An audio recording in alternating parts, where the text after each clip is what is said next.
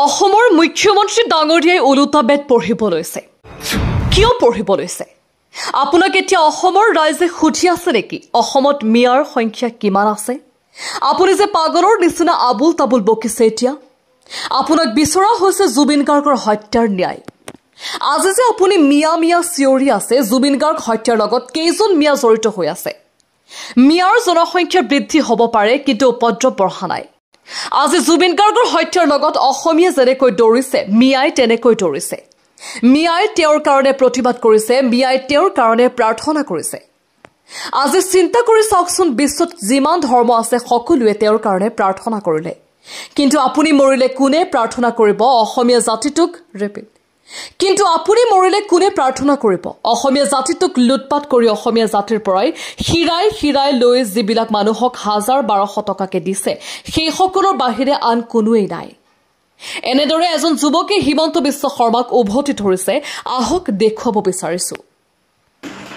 মুখ্যমন্ত্ৰী ডাঙৰীয়াই ওলোটা বেট পঢ়িবলৈ লৈছে কিয় পঢ়িবলৈ লৈছে আপোনাক এতিয়া অসমীয়া মানুহে সুধি আছে নেকি অসমত মিয়াৰ সংখ্যা কিমান আছে আপুনি যে পাগলৰ দৰে আবুল তাবুল বকিছে এতিয়া আপোনাক বিচাৰি আছে জুবিন গাৰ্গৰ হত্যাৰ ন্যায় আজি মিয়া মিয়া যে চিঞৰি আছে জুবিন গাৰ্গৰ হত্যাৰ লগত কেইজন মিয়া জড়িত হৈ আছে মিয়াৰ জনসংখ্যা বাঢ়িব পাৰে কিন্তু উপদ্ৰৱ বঢ়া নাই আজি জুবিন গাৰ্গৰ হত্যাৰ লগত অসমীয়া যেনেকৈ দৌৰিছে মিয়াও দৌৰিছে মিয়ায়ো সেই প্ৰতিবাদ কৰিছে মিয়ায়ো তেওঁৰ কাৰণে প্ৰাৰ্থনা কৰিছে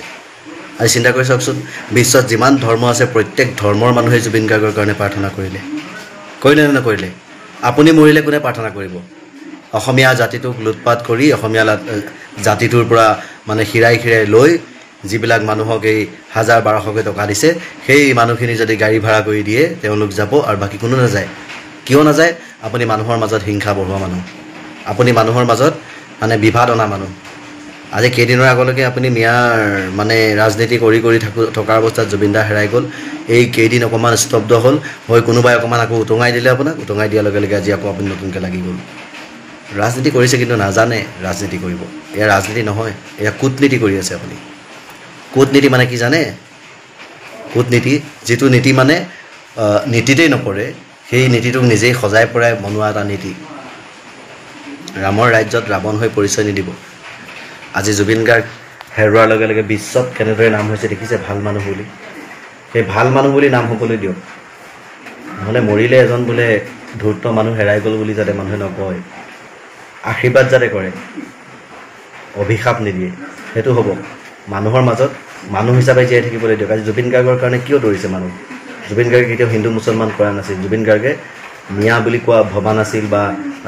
বাংলাদেশী বুলি ভবা নাছিল কিবা বুলি ভবা নাছিল অসমত আছে যেতিয়া অতীজৰ পৰা আমি পোৱা মানুহখিনি অসমীয়া এটা জাতি মানুহ হয়